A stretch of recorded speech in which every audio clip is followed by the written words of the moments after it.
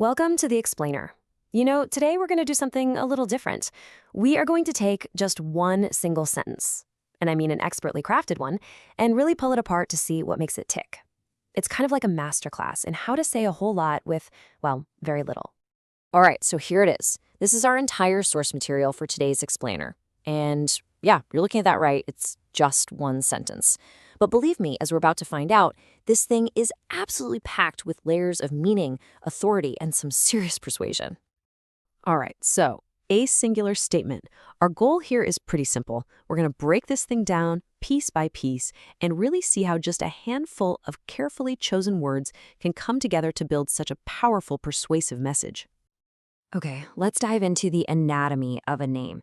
And what's really interesting is that the sentence actually starts building its credibility right at the very end. It all comes down to the name and the titles. So check this out. These 5 words, they're doing some serious heavy lifting here.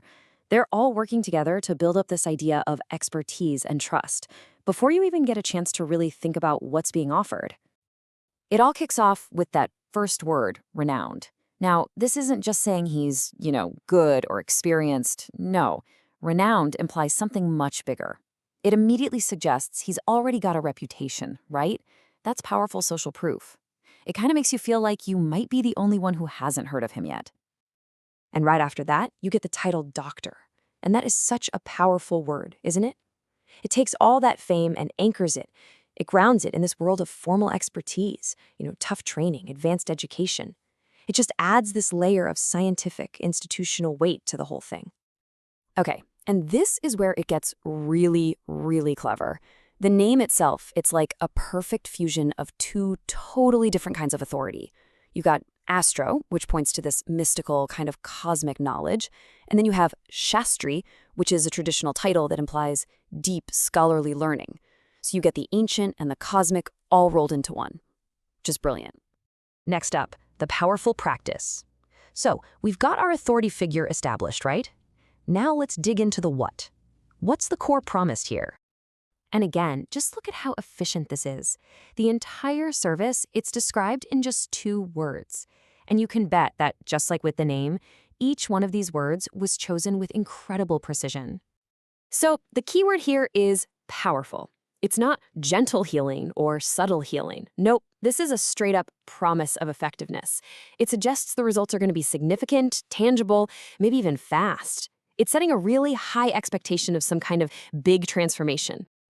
And of course, that promise of power leads you right to the next question. Powerful what, exactly? The answer? Spiritual healing. This phrase immediately carves out what we're talking about.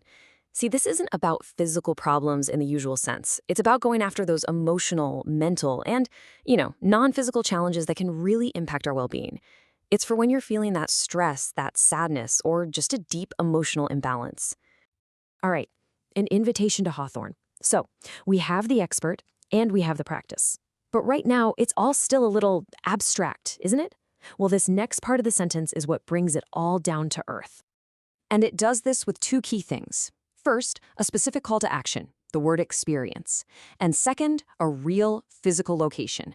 This is the moment that abstract promise turns into something you can actually go out and do. Now, let's just pause on that word choice for a second. It doesn't say get spiritual healing, or buy it, or receive it. It says experience it. See the difference? That word suggests a personal journey, a whole process, a transformative event, not just a simple transaction. It makes it sound so much more immersive. And this is just brilliant. It's the final, crucial piece of the puzzle, grounding this abstract idea of spiritual healing in a real, local, accessible place, Hawthorn, Melbourne. All of a sudden, this powerful mystical service isn't just some vague idea floating around. It's a destination. It's a place you can actually go. Okay, time for the art of the sentence. We've taken it all apart, so now let's put it back together and just admire the full persuasive architecture at work here. I mean, just look at this. In only 13 words, this message does 5 different jobs, and it does them perfectly.